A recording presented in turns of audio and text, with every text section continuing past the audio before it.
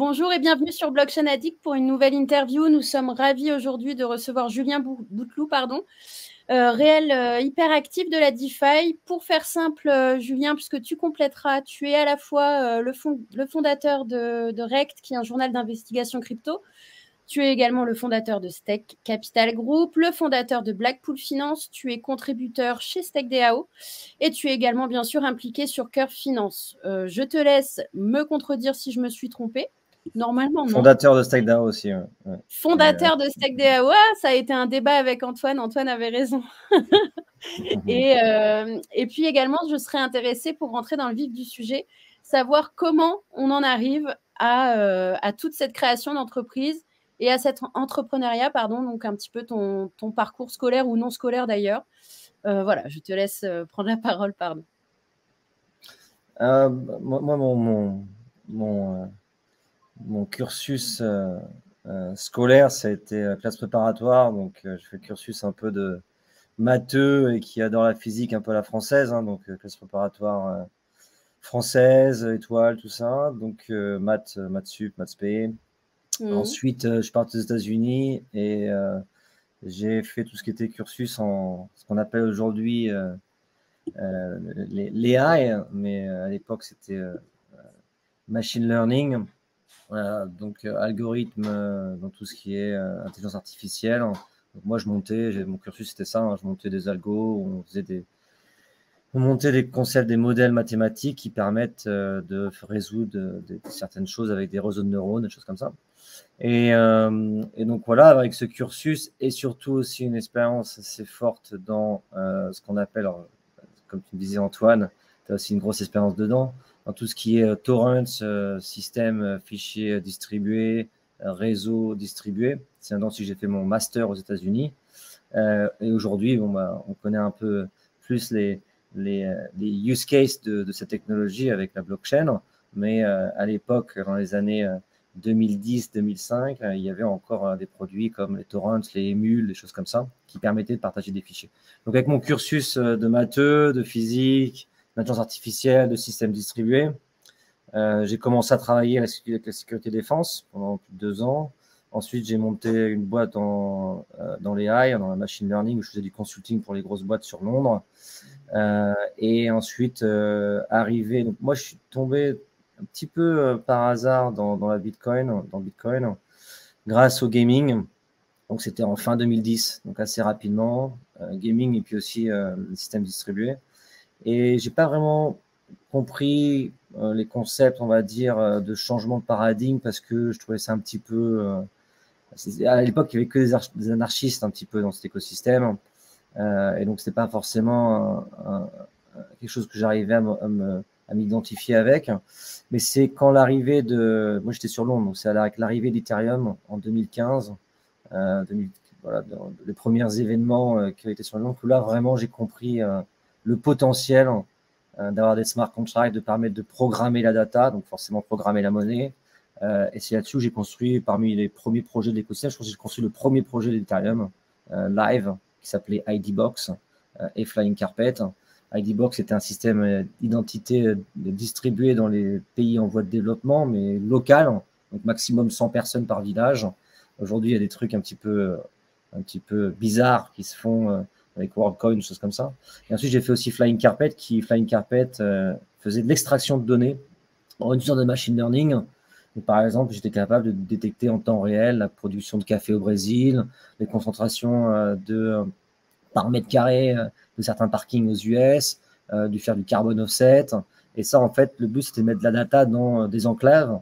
Donc, à l'époque, on ne parlait pas de zéro knowledge proof. Et en fait, de pouvoir distribuer cette data d'une façon où que les gens payent pour avoir des résultats, tout en sachant que la data a été générée d'une façon hyper transparente. Et comme ça, ils sont sûrs, les hedge funds peuvent prendre des paris à la hausse ou à la baisse sur la qualité des noix de coco au Brésil, en Papouasie-Nouvelle-Guinée, grâce à des drones autonomes qui volent. Ça, c'était le projet Flying Carpet. Donc voilà, donc en fait, c'était un mix de tout ça. Donc j'ai eu une grosse expérience en mathématiques, en intelligence artificielle, en système distribué. Et donc forcément, quand la DeFi est arrivée, ça a été un petit peu la poudre à canon, quoi. Ça a été, il y avait déjà la mèche, il y avait déjà l'étincelle, mais là, ça a vraiment été l'Eldorado pour moi, je pense, en termes de potentiel, puisque je comprenais les concepts mathématiques. J'ai aussi un background en finance. Je connais très, très bien les systèmes distribués. Donc, quand la finance décentralisée est arrivée, c'était un milieu que je connaissais déjà très bien. Donc, forcément, et en plus, on était en bear market. Donc, Ouais, fallait. puis moi, j'ai vu cette période, en tout cas, où l'Ethereum, on était plutôt censé le laisser sur un échange. Et quand on l'emmenait sur la chaîne Ethereum, à part acheter un chat, et évidemment, on n'achetait pas tous un singe, mais on ne pouvait pas faire grand-chose, il n'y avait pas Uniswap. Et du Ah coup, non, mais il n'y avait rien. Moi, j'utilisais. En fait, j'étais avec Fabien à Londres dans le taxi. On est en train de débugger Mist, Wallet. On faisait tourner pour envoyer une transaction. Il fallait faire tourner la blockchain. Fallait le terminal. Il fallait bidouiller pour juste envoyer des fonds. Il n'y avait pas de concept de wallet. Il n'y avait pas de concept d'acheter quelque chose. Il n'y avait pas d'exchange. Donc, c'est ça qui est assez. Tu faisais tourner ton nœud, puis tu regardais comment ça updatait. Tu avais ton petit wallet. Et quand tu envoyais un truc et tu recevais 1 centime, tu disais là, mais c'était incroyable, c'est incroyable, ça fonctionne. puis il y avait toujours le minage d'Ethereum, donc on se passionnait aussi pour le minage d'Ethereum, puis d'un coup, ça a changé de politique et on est plus venu vers du POS, et ça a aussi changé la donne, et du coup, Ethereum a évolué voilà, vers une autre direction, et du coup, certains mineurs ne pouvaient plus miner Ethereum et ont dû se rabattre sur d'autres petites cryptos. Et ouais, il y avait tout un engouement pendant ce défi Summer, on va dire. C'était vraiment passionnant.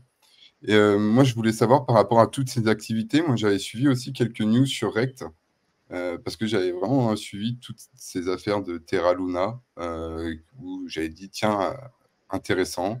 J'avais aussi suivi le conflit avec Binance, qui, moi aussi, de mon sens, en ce moment, il y a beaucoup de licenciements. J'ai remarqué que il n'y avait plus l'euro sur des paires et il n'y avait pas eu de communication dernièrement, récemment. Donc, j'ai dû faire mes propres recherches et je trouve qu'il y avait des soucis de communication.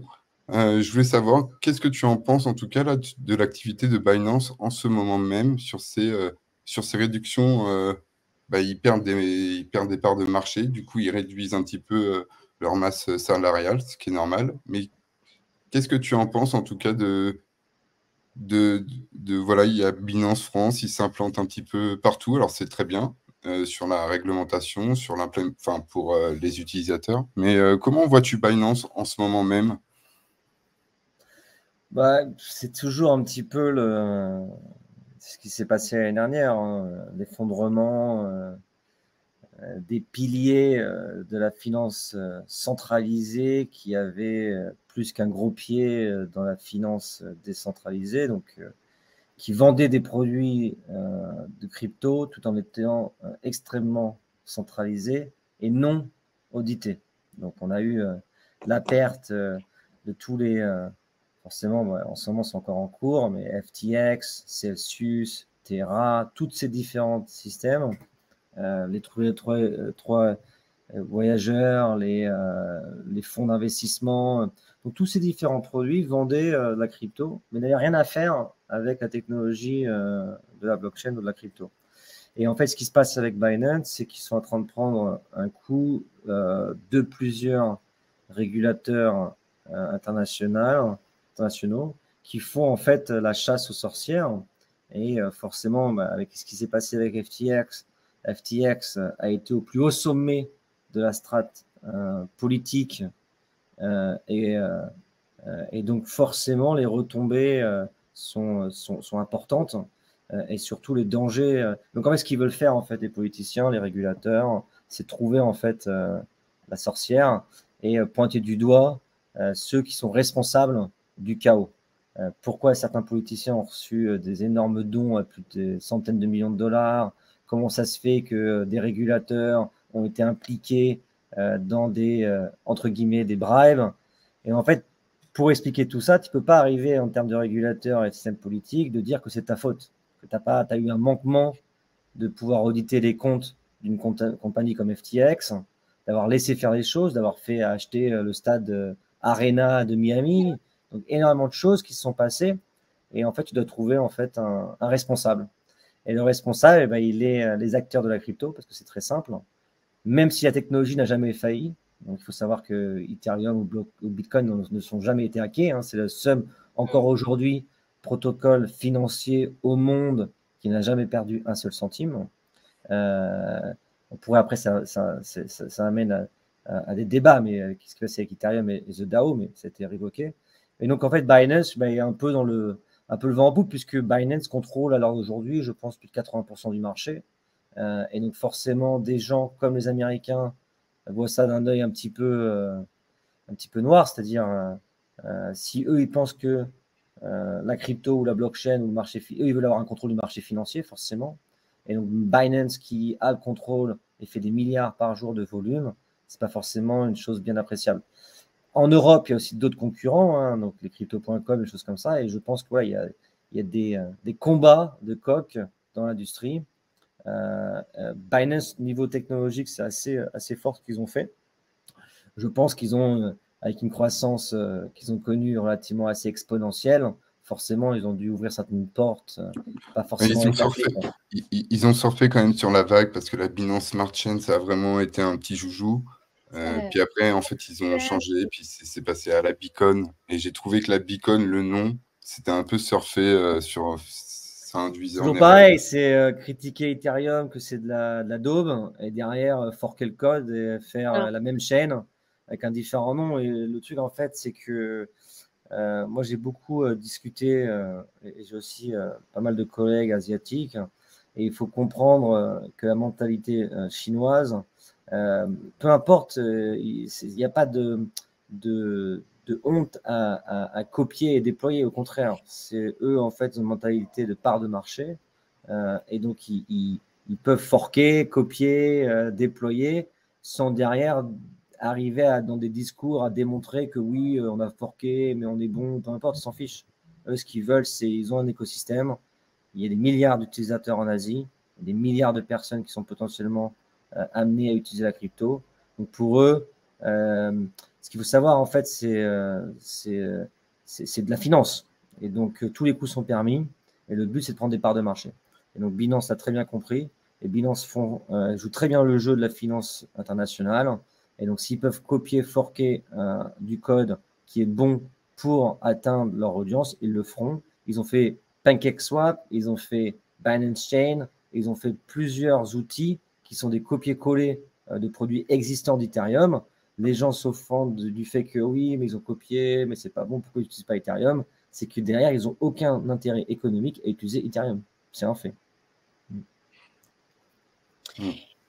Je me permets un petit peu, je rebondis sur ce que tu as dit au tout début de l'interview, parce que je trouvais que c'était intéressant également. Tu as expliqué avant la blockchain avoir travaillé dans l'IA, et tu as justement un petit peu évoqué WorldCoin, alors sans tomber dans la polémique, et on sait tous... on sait tous, non, pas forcément, mais voilà, on sait que WorldCoin est un projet grosso modo à éviter, ou en tout cas à bien approfondir avant de faire quoi que ce soit avec. Mais j'aurais un peu souhaité avoir ton avis de manière plus large sur l'essor soudain de l'intelligence artificielle et justement les liens qu'on lui prête avec la blockchain et parfois même avec les crypto-monnaies. L'intelligence artificielle, je pense que c'est la première fois dans l'histoire de l'humanité qu'on peut avoir accès à un outil qui potentiellement peut être plus puissant que l'espèce humaine, donc qui arrive potentiellement à penser par elle-même ou prendre des décisions par elle-même. Donc c'est quand même un changement de paradigme par rapport à l'évolution humaine. Donc c'est un outil qui semble extrêmement dangereux et qui peut être extrêmement dangereux, à savoir si les questions autour de la conscience, les pro-religieux, choses comme ça, qui peuvent être amenés à contredire une telle invention.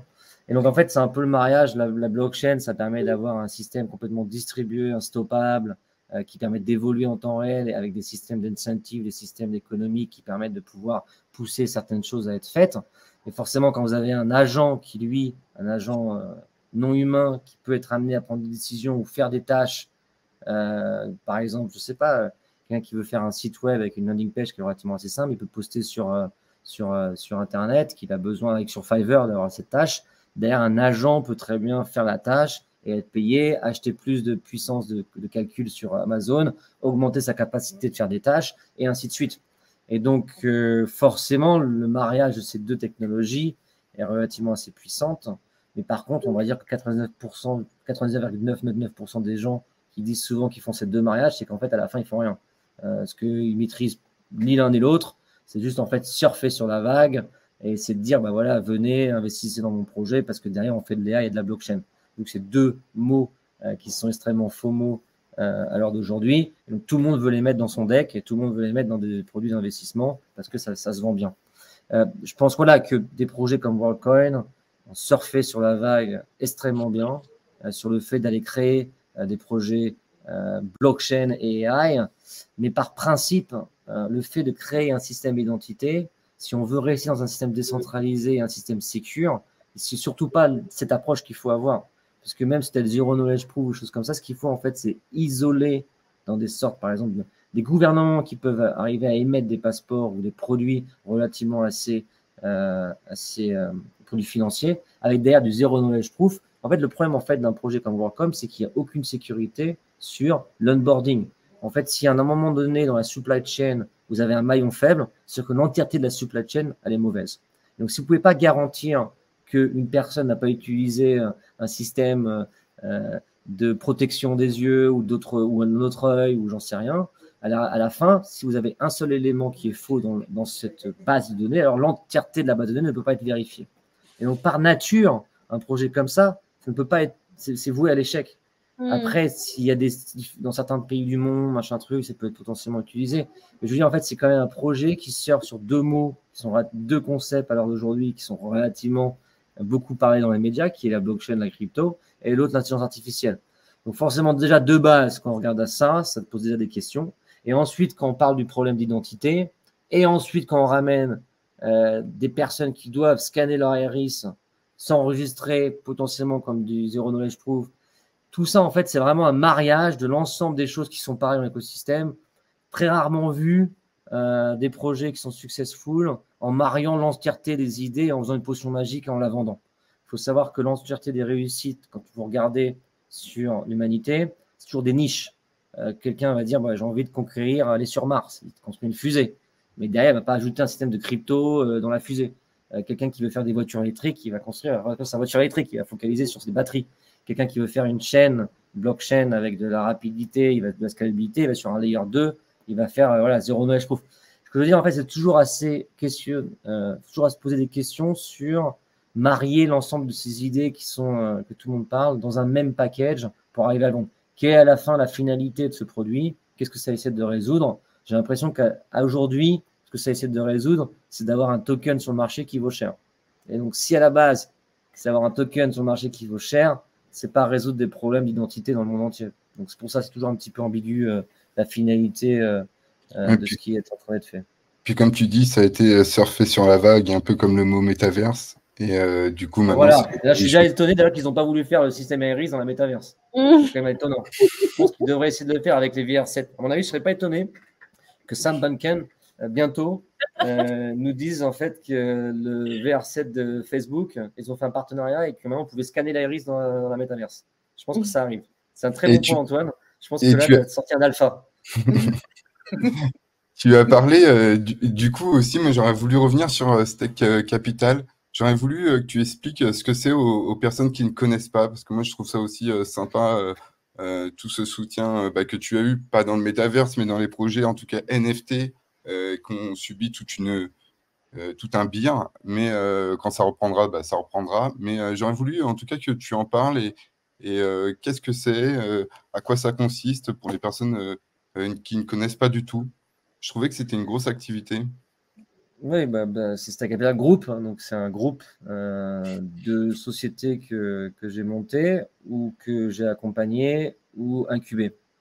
Donc en fait, on a, comme tu l'as mentionné, donc StakeDAO, Blackpool, Rake News. Donc ça, c'est des sociétés que j'ai montées personnellement et qui maintenant tournent bien avec des super équipes. D'ailleurs, super boulot des équipes sur ces différents projets. Et ensuite, Stake Capital qui, lui, fait de l'investissement dans l'écosystème, surtout aussi en France. Donc, le but, c'est d'accompagner Future of France, d'accompagner parce que je pense qu'on est, je pense qu'on ne peut pas se le cacher, hein, je pense qu'on est parmi les meilleurs dans l'écosystème de la blockchain. Je pense que c'est dû un petit peu à notre capacité, à notre éducation, système cartésien, relativement accentué sur les mathématiques, la science, choses comme ça. Et ça permet vraiment une approche, une compréhension de ce milieu.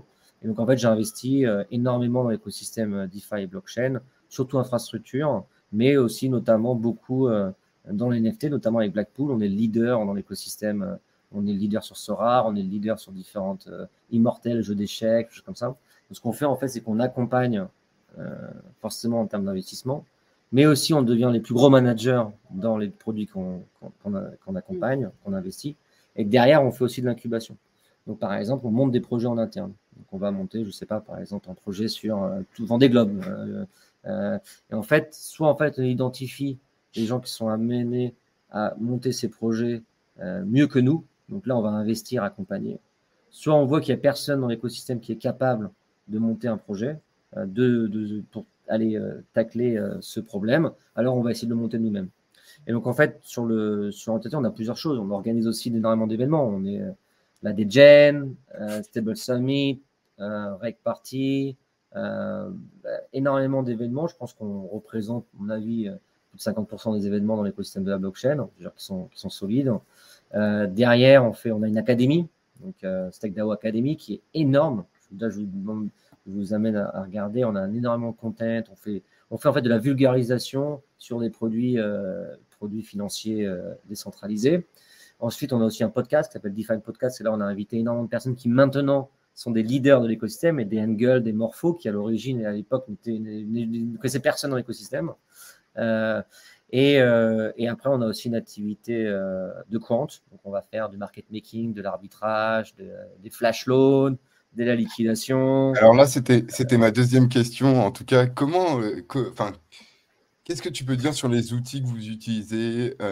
Est-ce que ça procure, est-ce que c'est vraiment des stratégies établies à l'avance ou comment vous monitorez cette activité de market making, Je pense que l'activité, alors là, on recommence sur l'activité de market making, mais arbitrage, liquidation et flash loan, moi j'ai eu une très grosse activité pendant le bull market dessus. Il faut savoir qu'une activité quantitative de trading demande énormément de ressources et très demandeur de capitaux. Donc, par exemple, les gens sont, si le marché voit la hausse ou à la baisse, des gens ont fait des leverage et qu'il y a des liquidations qui sont en cours et qu'il y a un liquidateur comme moi qui va prendre des profits, les gens disent ah mais Julien, c'est un liquidateur, tu as pris des profits. Sauf que ce qu'ils oublient, c'est que pendant toute la période des 11 mois où il n'y a pas eu de liquidation, eh ben, tu fais tourner des stacks qui coûtent entre 15 et 20 000 euros par mois. Donc, c'est un investissement. Vous dépensez 20 000 euros par mois, 250 000 euros à l'année pour potentiellement ne rien avoir. Donc, oui, forcément, à la fin, si vous faites des profits, mais ça, c'est un investissement. Vous n'êtes pas sûr du retour. Vous avez des équipes qui travaillent dessus, des équipes de DevOps, des équipes de quant qui vont faire des stratégies sans avoir la certitude d'être récompensé. Et il faut savoir qu'un marché sans market maker, sans liquidateur, sans personnes qui font des flash loans, le marché n'existe pas. Puisqu'en fait, vous ne pouvez pas vendre et acheter vos assets. Donc, si vous avez personne de l'autre côté qui achète un asset que vous voulez vendre, donc un market maker qui va s'assurer que le spread est relativement bas, et ben alors vous n'avez pas de marché qui sont sains. Donc, vous avez des auto-market makers comme Curve, mais derrière, il faut quand même des gens qui apportent la liquidité. Parce que s'il n'y a pas de liquidité, il n'y a personne qui peut vendre. Donc, en fait, l'entièreté de la DeFi repose aussi sur des acteurs externes qui permettent de faciliter des échanges, de faciliter. Si vous avez une personne qui va emprunter des fonds sur AV et derrière le marché collapse et qu'il n'y a personne qui va liquider sa position, eh ben, ça veut dire en fait, c'est en défaut de paiement et la personne qui a donné la liquidité ne revoit jamais son argent. Et donc, c'est ça, en fait, ces concepts-là. C'est des concepts de personnes qui maintiennent ce qu'on appelle un petit peu, ou qu'on vulgarise par des keepers. Les keepers sont des personnes qui font en sorte que la blockchain tourne. Parce que la blockchain, effectivement, elle tourne tout seul. Les miners sont des keepers aussi. Mais derrière, les produits qui sont montés par-dessus la blockchain, par exemple des AV, des Lido, des Curve, des StakeDAO, des Blackpool, il faut quand même des personnes qui font en sorte d'aller trigger les actions sur les smart contracts. Parce qu'un smart contract ne peut pas prendre de décision par lui-même. Et donc, sans ces personnes-là, alors DeFi n'existe pas. Donc, on a cette activité-là et elle change au fur et à mesure des phases de la blockchain. En l'occurrence, aujourd'hui, c'est relativement assez complexe et dur de faire tourner une économie à scale sur des produits quant, parce qu'il y a beaucoup moins de volume, il y a beaucoup moins de liquidité, et donc tous ces produits-là qui pouvaient être à l'époque intéressants, aujourd'hui sont difficiles. Mais je crois que OnDeFi, par exemple, tu as cité les plus gros AAV, Compound ou Curve, mais souvent après les autres sont greffés au-dessus. Et du coup, enfin, il y a quand même pas beaucoup, enfin, ils se comptent ils sont vraiment pas beaucoup les gros dans la DeFi. Après, souvent, c'est des projets qui sont greffés un petit peu au-dessus. Moi, j'ai vu en tout cas la liquidité sur la DeFi se réduire. Du coup, j'espère qu'elle va revenir. Mais après, je suis sceptique sur le trading, par exemple, sur la DeFi. Moi, comme tu as dit, quand il y a eu l'IA, j'ai dit waouh, quelque chose de nouveau, enfin quelque chose, parce que les blockchains, maintenant, il y a tellement de layer 2. Du coup, ça se ressemblait un petit peu. Toujours pareil, tu mentionnes un mot, du jour au lendemain, il y a tout le monde qui fait des layer 2. Demain, il y a des gens qui font des layer 3. Et demain, d'un seul coup, il faut faire du zero knowledge proof. Tu vois des decks, tout le monde fait du zero knowledge proof. Des gens qui n'ont jamais eu de Là, j'allais capacité, parler qui de n'ont jamais ça. fait. Est-ce que c'est pas les ZKP, la prochaine hype? Parce que du coup, ça existait quand même avant la blockchain. Du coup, Bien est-ce sûr, que s'il y a vraiment c'est une mathématique. utilité qui peut matcher entre la blockchain et les ZKP? Après, quand Ah j'ai non, mais de toute façon, le zero knowledge proof est la seule aujourd'hui, je pense, prouesse mathématique manquante de l'écosystème blockchain ou pas, hein, même AI, pour arriver à monter des produits qui vont complètement être différents des produits de la finance traditionnelle. Alors d'aujourd'hui, dans la finance, dans la DeFi, on a créé des produits qui sont un copier-coller de l'ensemble des outils de la finance traditionnelle. Un auto market maker est un auto, donc c'est un market maker, c'est juste l'automatisation d'un market maker. Un lending protocol, c'est une plateforme d'emprunt qui existe déjà. En fait, l'ensemble des outils qui sont dans la finance décentralisée ne sont pas nouveaux. Ce qui est nouveau, c'est la technologie en dessous, c'est le protocole, c'est ce qui permet de pouvoir monter des nouveaux types de produits. Mais les fonctions de ces produits sont exactement les mêmes. Et là, en l'occurrence, c'est pour ça que je l'ai dit depuis un bout de temps, c'est que je pense, et j'ai envie de voir, dans notre société, des produits qui vont être montés, qui vont être complètement différents. Parce que si du zero knowledge proof, déjà, le zero knowledge proof, c'est déjà compliqué à expliquer ce que ça fait, comment ça fonctionne. Prouver que je connais ou je vais démontrer que je connais la réponse sans me donner la réponse, déjà, de base, notre système cartésien, il se dit, mais qu'est-ce que ça veut dire? Tu me fais croire, c'est comme si elle avait un examen de maths, à la fin, tu rends copie blanche et tu dis, bon, bah, je connais la réponse, t'inquiète, mets-moi 20. Et le prof, il dit, ok, ouais, je te crois. Et en fait, c'est ça, en fait, déjà, par concept, c'est déjà compliqué à comprendre. Donc, imaginez les répercussions techniques de tels produits. On va avoir des répercussions sur le monde de la finance décentralisée, sur le monde du marché de la supply, des NFT, de n'importe quel pilier de la finance traditionnelle qui vont complètement être changés, mais pas changés, améliorés, complètement différents. Et c'est là-dessus où je pense qu'on va arriver, et notamment c'est avec l'AI. Si dans l'AI, vous pouvez prouver que la donnée que vous partagez, elle est non accessible à une tierce personne, mais qu'elle vous donne accès à différentes choses, par exemple, prouver vous allez vous inscrire à la salle de sport le 1er janvier, parce que c'est ce que tout le monde fait, et que derrière, vous n'avez pas besoin de donner votre passeport, et qu'il va vous donner une réduction parce que tu peux prouver que tu habites à moins de 1 km de la salle de sport via le Zero Knowledge Proof, via ce que moi j'appelle des avatars qui donnent une certaine accrédité à certaines choses, mais ça d'une façon hyper sécurisée et sécurisante. En vrai, ça va complètement changer l'entièreté du fonctionnement de la société. Parce que lors d'aujourd'hui, la blockchain n'a rien changé. Genre, on est moins d'1% à utiliser la blockchain dans le monde, la crypto n'a pas changé la finance traditionnelle. Ah, t'es en mute. Ouais, excuse-moi. À la base, c'est vrai que c'est le transfert de valeur. Enfin, la blockchain, quand je m'y suis intéressé, après, c'est encore plus sympa parce que quand on a pu jouer avec du stablecoin, du coup, on pouvait se dire, bah, au lieu d'envoyer du Bitcoin et puis du coup le reconvertir, et du coup, on a pu faire un échange de valeur n'importe où dans le monde. Quand il y a eu Ethereum, après, c'est vrai qu'on pouvait le faire avec du stablecoin et ça venait encore du coup moins volatile pour faire un transfert d'une valeur.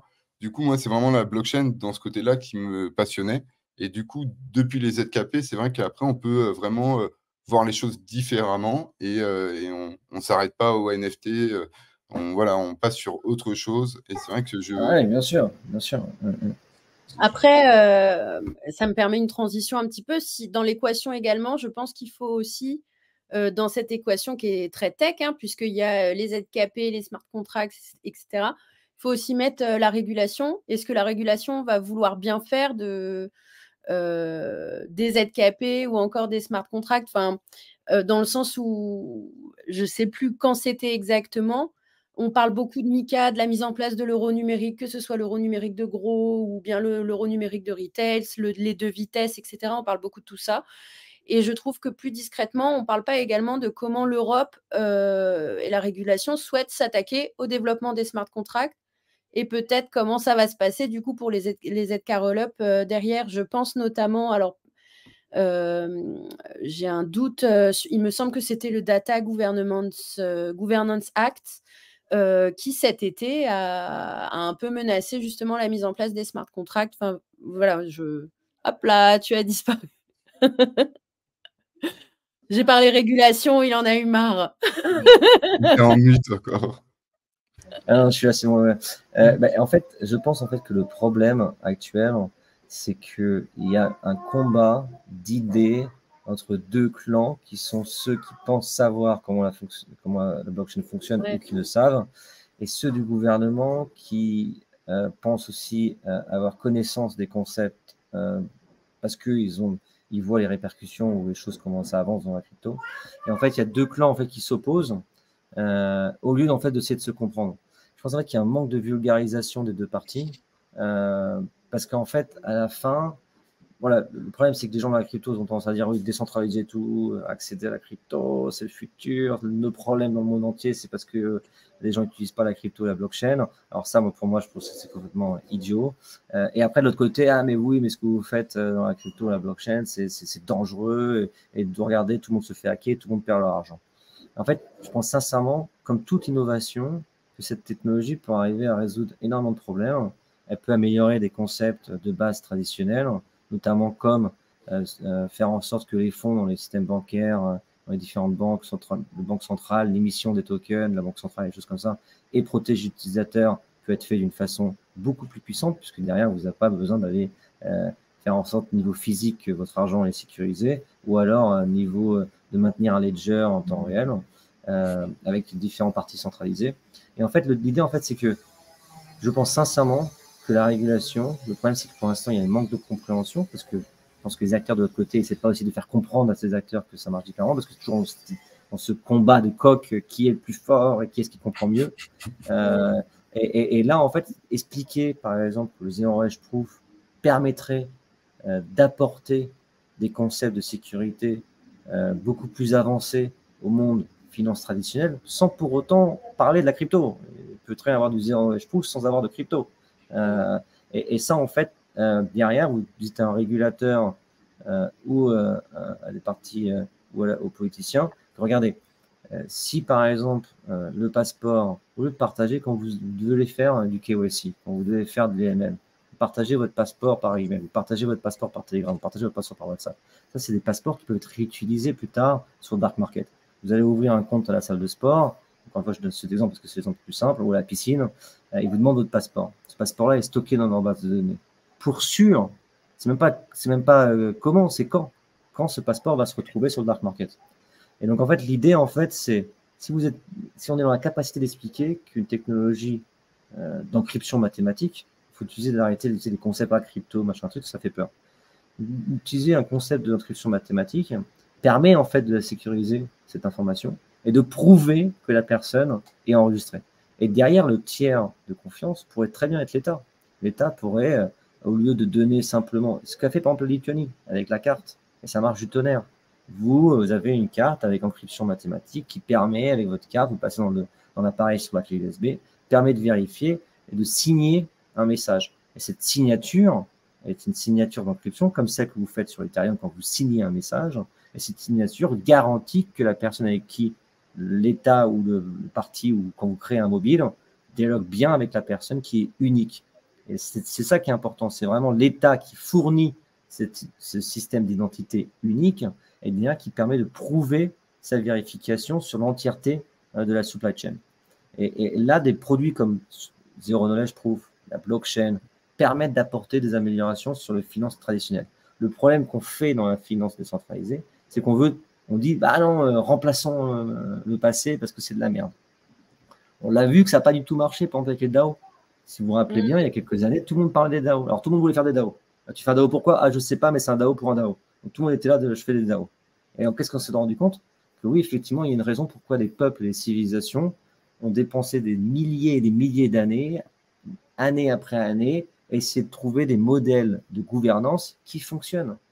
Les Grecs, les Romains, tout le monde a essayé. Et à la fin, on arrive à ce système-là qui n'est pas forcément idéal, qui fonctionne, mais après avoir goûté à plusieurs autres systèmes qui est encore pire. Donc aujourd'hui, on s'est dit, ah, DAO, c'est complètement révolutionnaire. Qu'est-ce qui s'est passé avec le système de DeFi, avec les DAO? Ça a été chaotique. C'est parti dans n'importe quel sens, tout le monde s'est fait voler, il y a des gouvernances attaques, il y a des gens qui utilisent le token qui vaut que dalle sur le marché pour aller choper la trésorerie. C'est la guerre. C'est la guerre. Non, je suis d'accord. Et puis moi, je reviens sur le politique. En fait, j'avais discuté avec Laure de Laraudière à l'époque où on nous disait qu'on était terroriste, ou Jean-Michel Miss. Déjà, le Réloir. Ouais, déjà à cette époque, à cette époque-là, en fait, j'avais compris que le politique, quand il parlait Bitcoin ou les crypto-monnaies, il perdait de l'électorat. Donc, il fallait mieux critiquer cette nouvelle technologie. Et en fait, il n'y a aucun intérêt pour le politique à en dire du bien. Et du coup, quand on nous dit ça, en fait, on tombe de haut et parce qu'ils sont là pour un passage. Donc, ils font leur boulot pendant 5-7 ans. Et puis après, c'est quelqu'un d'autre qui le fait. Et un politique, sa mission, imaginez que votre boulot, c'est... vous êtes un garage, et votre boulot, c'est de réparer la personne qui a crevé sa voiture. Votre boulot, c'est de réparer la roue qui crevait. Un politicien, c'est d'être élu. Donc, pour être élu, il a une certaine audience. Et cette audience qui lui permet, en fonction du poste qu'il veut essayer d'être amené à avoir, il a une certaine audience à aller capturer. Et cette audience, il y a certains mots qui passent.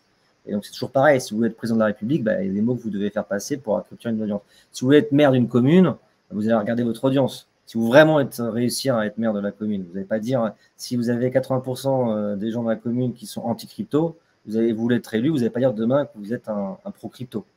En fait, un politicien, c'est ça. Un politicien, c'est ça. La base, c'est ça. C'est d'être élu et après, par la suite, de garder son mandat. Donc, forcément, des promesses qu'il a fait pendant son mandat, mais qui n'a pas été réalisées, il va essayer de changer les choses pour être réélu. Ou alors, sinon, à la fin, quand il sait qu'il n'y a pas de mandat consécutif, il va faire exactement ce qu'il avait dit qu'il voulait pas faire, parce qu'il pense que c'est la meilleure chose à faire. Parce qu'il s'en fout, il ne peut pas être réélu.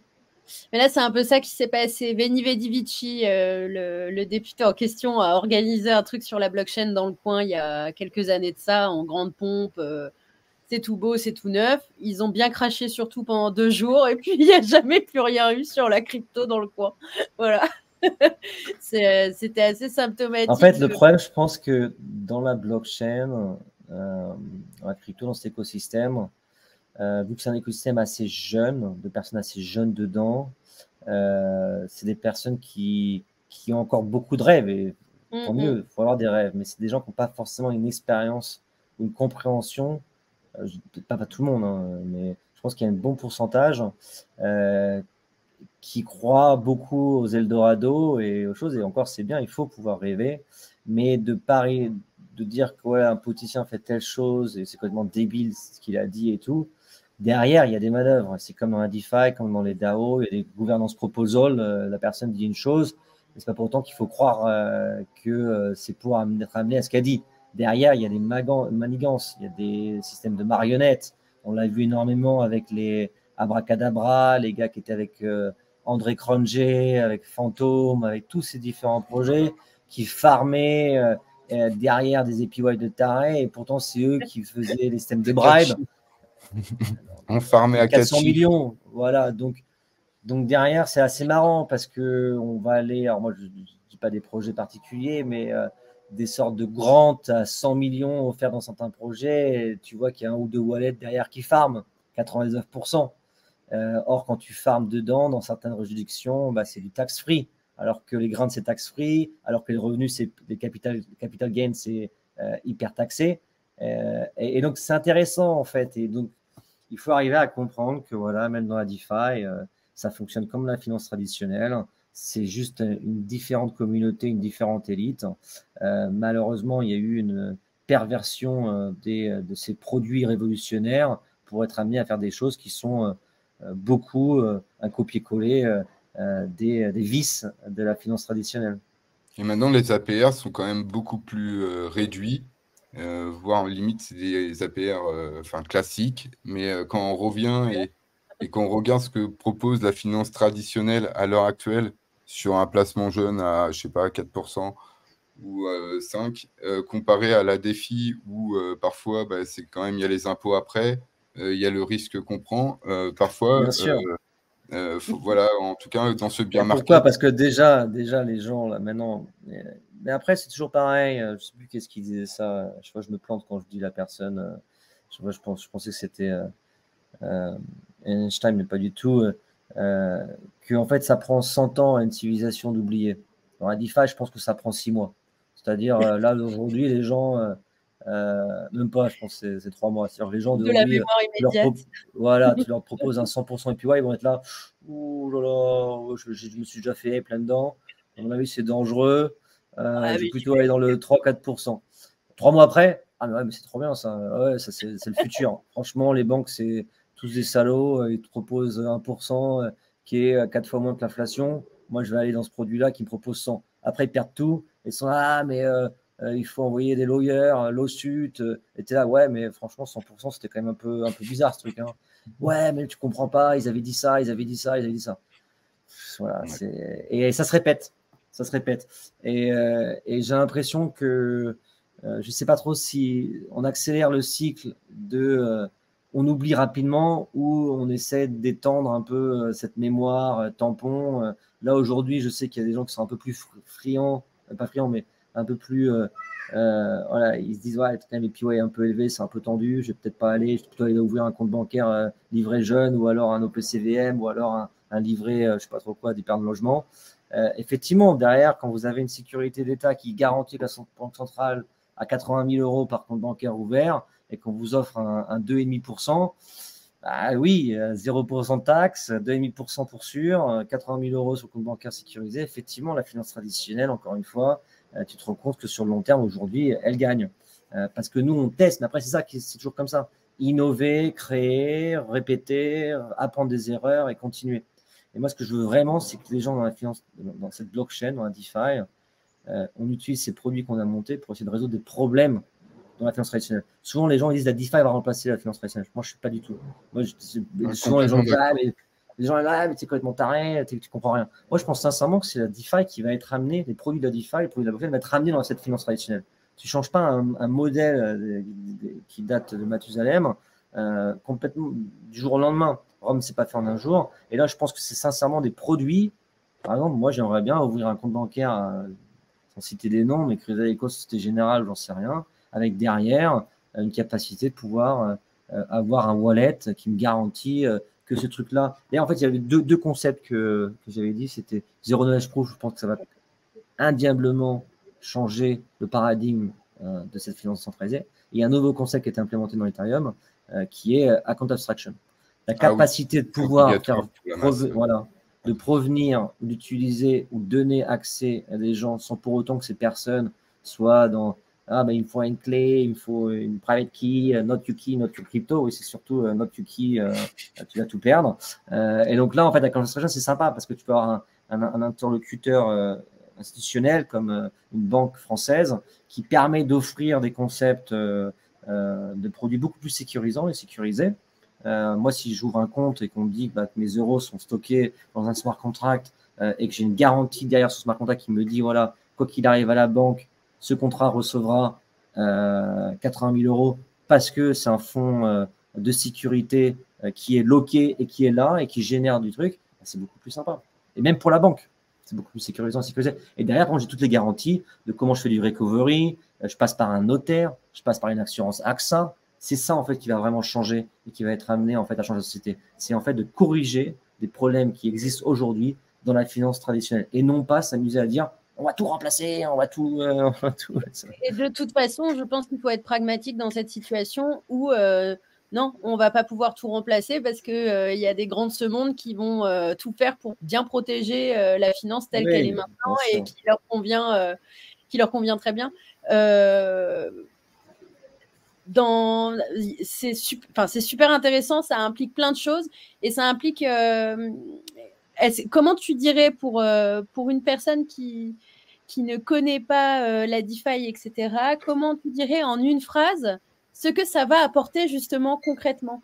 Je pose cette question parce que pour avoir eu Abdel, Louis Gutmann, parfois je réalise que, in fine, dans le discours, le pitch sur ce que je mets en place, ça va servir à ça, il n'est pas forcément très clair et très défini.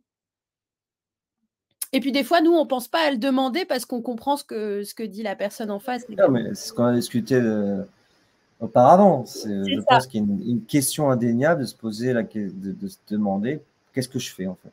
À quoi ce que je suis en train de construire va vraiment changer le cours ou va vraiment changer la vie de tout un chacun, de la personne, d'une grand-mère, n'importe qui n'est pas forcément connecté.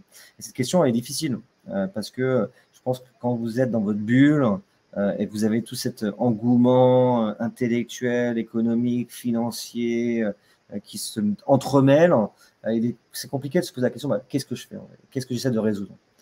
Moi, je pense sincèrement que la blockchain ou ces outils Zero Knowledge Proof ou Account Abstraction vont déjà amener l'utilisateur à avoir accès à des produits qu'ils n'auraient jamais pu avoir accès. Par exemple, il fallait soit être accrédité investisseur, il fallait derrière, pour, je sais pas, par exemple, avoir du private banking ou des taux d'intérêt relativement intéressants ou des produits financiers qui permettent de hedger certaines positions par rapport au risque de l'inflation, par rapport au risque de l'immobilier qui chute. Ça, c'est des produits qui sont relativement complexes et qui peuvent pas être accès aux gens. Par contre, derrière, il y a des startups qui peuvent se construire un peu à la Revolut, à la N26, qui permettent de dire, écoutez, vous avez un patrimoine de telles choses avec un parc immobilier, avec une inflation galopante. Nous, on vous propose ce produit-là qui sont vérifiés. Donc, ces produits exotiques, des produits qui sont accessibles. Forcément, ça ne correspond pas à une masse d'utilisateurs. Ça correspond à un petit pourcentage. Derrière, après, c'est de pouvoir arriver à payer des frais beaucoup moins chers.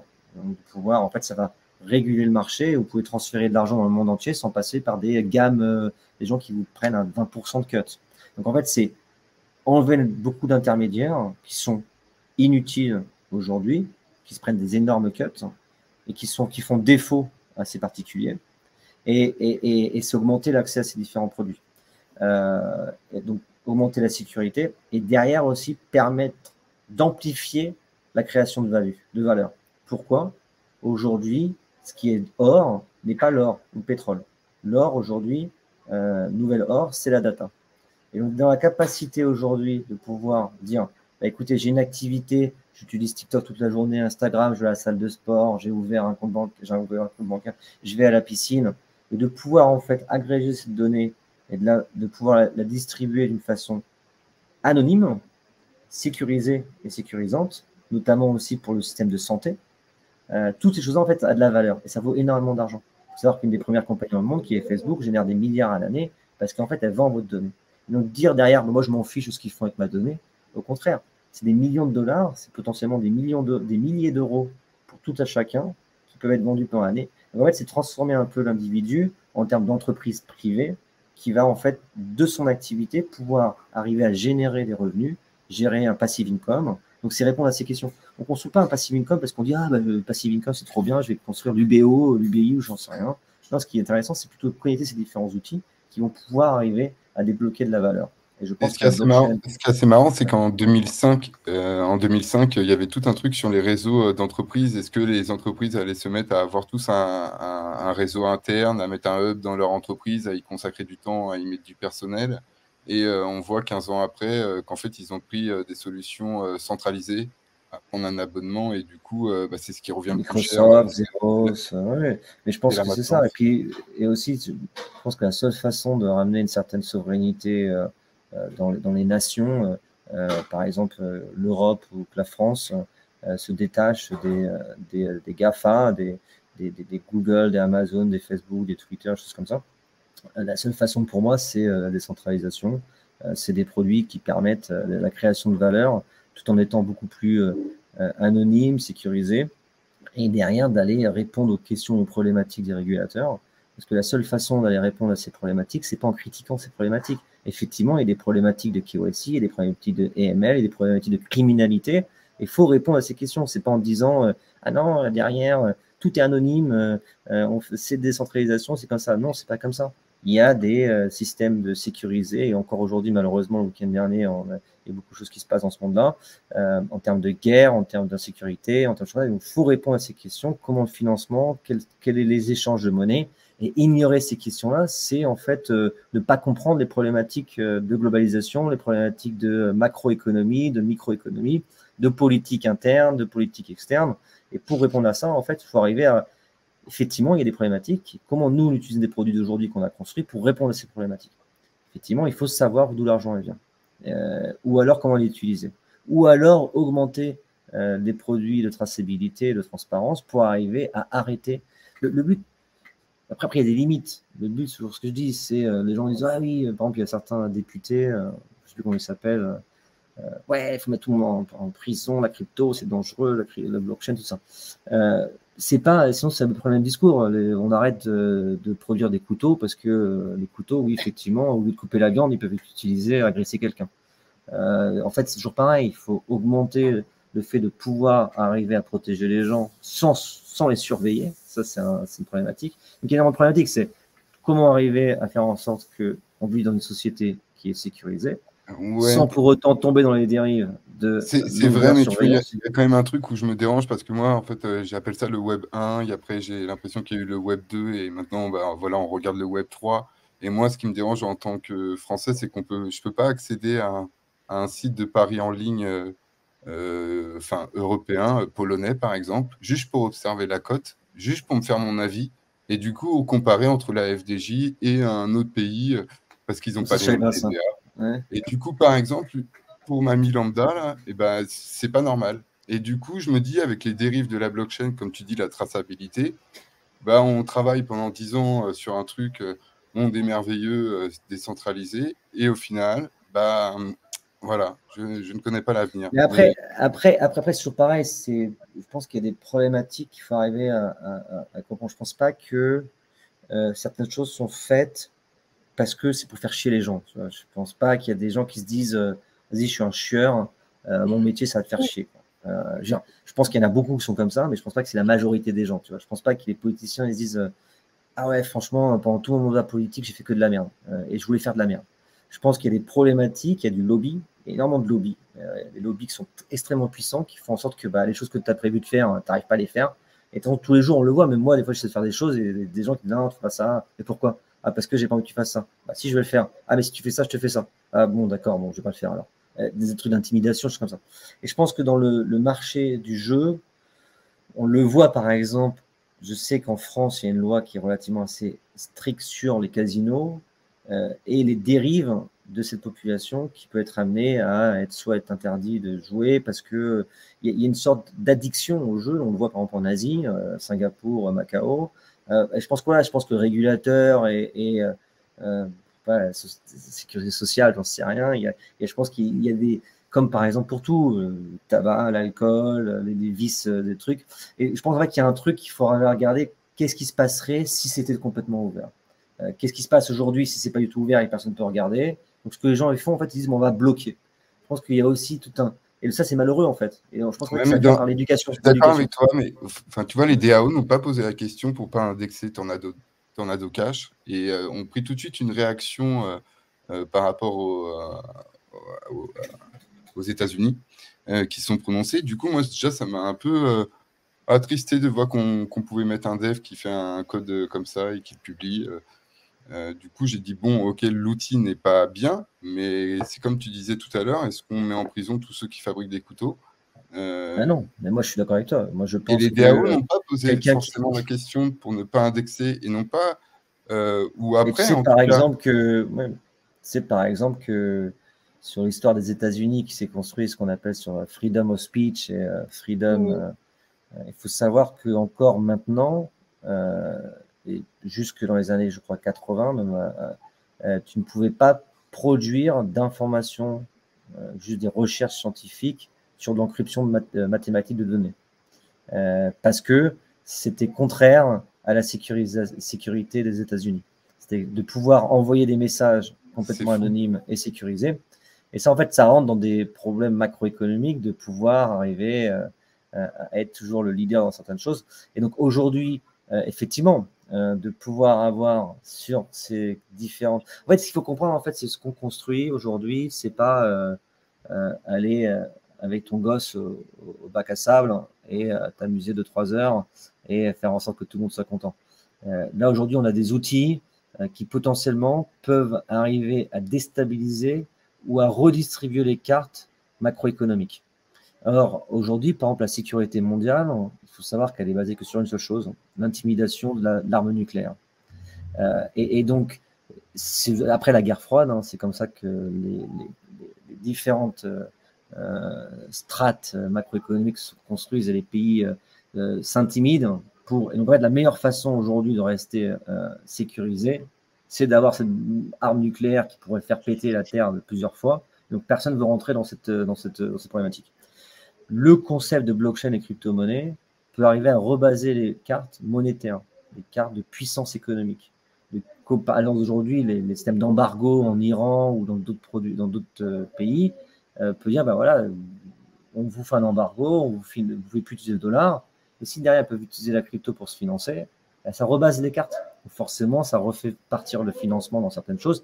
Et donc, indirectement, ce qu'on construit, ça a des implications beaucoup plus grandes. On n'a pas forcément connaissance des implications internationales et mondiales que certains pays sont en train de se mener. Et donc, oui, ben, un tornado cash, choses comme ça, malheureusement, moi, je pense que le développeur qui a fait ça ne devrait pas être incriminé, ne devrait pas être en prison. L'outil, la façon d'utiliser, je ne pense pas qu'il est responsable de l'outil, puisque comme tu dis, c'est comme quelqu'un qui crée un couteau. Le couteau, il est vendu. C'est pas à lui de vérifier si la personne, tous les jours, va utiliser le couteau d'une certaine façon. Donc voilà, mais ça fait partie de la loi américaine. Donc là, moi, j'avais découvert ça, je ne sais plus comment ça s'appelle, que oui, les gens allaient en prison, notamment Ross, des choses comme ça. Et voilà, c'est triste. Je pense que j'aimerais que la communauté se batte un peu plus pour faire respecter et faire sortir ces personnes. Mais par exemple, on l'a vu aussi avec notre cher ami de la fondation Ethereum qui avait fait un discours en Corée du Nord et qui est maintenant toujours en prison. Et donc oui, effectivement, il faut faire attention de ce qu'on fait, il faut faire attention de ce qu'on dit, parce que les produits qu'on est en train de construire sont des implications qui sont au-delà de nos compétences de compréhension, je pense. Et bah, merci Julien. Et moi, j'avais une petite dernière question. C'était les projets que tu voulais mettre en avant.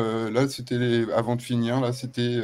Est-ce que tu vois on en a eu pas mal sur la chaîne, mais est-ce que tu penses à des petits projets en tête comme ça que tu aimerais voir sur la chaîne, si possible, pour nos abonnés? Des petits projets ou des projets français, mais moi, j'aime bien. Après, pour discrédit, je suis aussi investisseur dans ces projets, dans certains que je vais seulement mentionner. Mais par exemple, forcément, des gars qui cartonnent, les Engel, les Morpho, les Mangroves, tous ces différents projets, forcément, ils ont un appétit un peu plus technique. Donc moi, ça me plaît, du concept DeFi.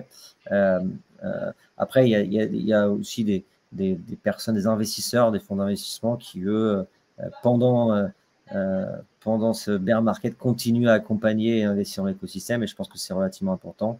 Et ce qui est intéressant à voir, c'est que c'est toujours pendant le bear market que les plus gros projets se construisent. Donc aujourd'hui, il ne faut surtout pas hésiter à accompagner, à aider, et surtout, les évaluations sont beaucoup plus faibles, donc c'est intéressant de pouvoir arriver à participer à ce projet. Si on croit toujours dans le futur de la DeFi. Pablo Vera, nous l'avons reçu d'ailleurs, et c'est intéressant, ça boucle une question du début, puisque sur le panorama de l'écosystème crypto qu'on est en train de faire en termes de cursus, grosso modo, c'est assez manichéen, puisqu'il y a d'un côté ceux qui n'ont pas aimé l'école, ou en tout cas qui n'y sont pas trop allés, et qui ont appris à dev de leur côté, etc. Et puis tu as ceux qui ont fait classe prépa souvent, plus ou moins, et Pablo justement est issu de ce cursus aussi, et on l'a eu en interview et c'était passionnant. Cursus que j'ai également fait, alors pas en maths sup, maths spé de mon côté, je suis plutôt cagneuse, mais voilà, c'est assez intéressant on a de voir le panel comme ça, oui. Que vraiment, beau panel, et puis on a un bon, voilà, c'est encore des conseils qu'il ne faut surtout pas perdre. Je pense qu'on a un bon système français éducatif, surtout pour voilà, pour le maths, sciences, tout. Donc, je sais que le gouvernement se pose beaucoup de questions, où il y a eu beaucoup de choses qui ont été faites à l'heure actuelle pour essayer de détruire un peu ça. C'est un peu dommage, mais voilà, dans le monde entier, on est reconnu. Il faut savoir que moi, par exemple, dans le quant, dans tout ce qui est trading, DeFi poussé, relativement truc assez dur, il n'y a que les Français. Voilà. Vous allez chercher un gars aux US, un gars en Angleterre, ça va être des Français. Et voilà, et après, le derrière, les écoles 42, les gars qui essaient vraiment de pousser. Il y a des gens qui n'ont pas fait forcément beaucoup d'études. Et pourtant, grâce, je sais pas, à notre système un peu français ou façon de penser, où on est un peu teigneux, et on arrive à sortir de nulle part et à créer des trucs incroyables. Et là-dessus, voilà, le marché français est grouille de pépites. Et c'est pour ça que c'est important d'aller accompagner les acteurs. Et demain, j'espère qu'on sera le leader et qu'on ne va pas laisser s'envoler des gens aux US et qu'on va garder sur notre territoire français ou au moins notre territoire européen ces pépites pour construire le monde de demain et s'assurer. Il faut savoir qu'aujourd'hui, le meilleur endroit au monde plus sécurisé au niveau data avec GDPR ou avec d'autres trucs d'encryption, end-to-end encryption, c'est en Europe. Et donc, essayons de construire le monde de demain avec les valeurs d'aujourd'hui qu'on essaie d'essayer d'amener à bien et en utilisant la technologie d'aujourd'hui avec la blockchain, la crypto, les zero knowledge proof et tout. Je conclue là-dessus, justement, pour en revenir au Government Act, au Data Governance Act pardon, de l'Union européenne. Ce qui les intéresse et entre guillemets les inquiète, c'est non pas forcément les crypto-monnaies quand tu fouilles un peu le texte, c'est quelle gestion des données sera faite, puisqu'ils n'ont pas envie de faire un pas en arrière là-dessus. Grosso modo, leur discours, c'est ça. Ah oui, bien sûr. Mais moi, je pense que là, je ne sais pas, vous voyez, mais le web, depuis 2-3 ans, a complètement changé quand vous le surfez. On vous demande tout le temps, acceptez-vous ces informations qui vont vous voler à autrui, à votre insu. Vous dites, la majorité des gens disent oui, mais ça, en fait, c'est un concept qui a été créé, mais qui est passé en force, mais on ne se jamais demandé, on ne se jamais posé la question si c'était possible. Et aux US, c'est que ça constant. Donc là, on fait des progrès, et j'espère que si on arrive à communiquer, je ne pense pas que les attaques sur Twitter de certains politiciens qui s'en prennent plein la gueule tous les jours, parce que ils n'ont pas forcément une bonne compréhension de la chose, ou là, on n'a pas forcément bien vulgarisé, que c'est une bonne façon d'aller faire. Les gens, ils en prennent plein la gueule. Là, j'ai un fil sur mon Twitter parce que, je sais pas, j'ai fait une interview avec quelqu'un et moi, j'étais fatigué. Je pense qu'il est aussi fatigué et qu'aujourd'hui, il en prend plein la gueule. Je pense qu'elle est ridiculisée. Peut-être qu'il n'a pas forcément compris, j'en sais rien, mais je pense que c'est à nous d'être amenés, d'expliquer. Mais des combats comme ça, je pense pas que ça nous rend... ouais, alors... je ne sais pas si on rentrera ce que je vais dire là parce que c'était pas le but de l'interview. Et ben merci beaucoup Julien pour nous avoir consacré du temps et d'avoir répondu à nos questions. En tout cas, ça fait vraiment plaisir. Avec grand plaisir, hein, franchement. Merci de m'avoir invité. Vous faites de l'excellent travail et je pense que c'est avec des personnes comme vous, des couples comme vous qui font avancer les choses dans le bon sens, c'est-à-dire voilà, une sorte de vulgarisation, d'accompagnement pour essayer de faire en sorte que on comprenne mieux ce qui se passe et surtout essayer de comprendre les problématiques et les enjeux et comment on peut arriver à améliorer les choses. Ouais, merci beaucoup.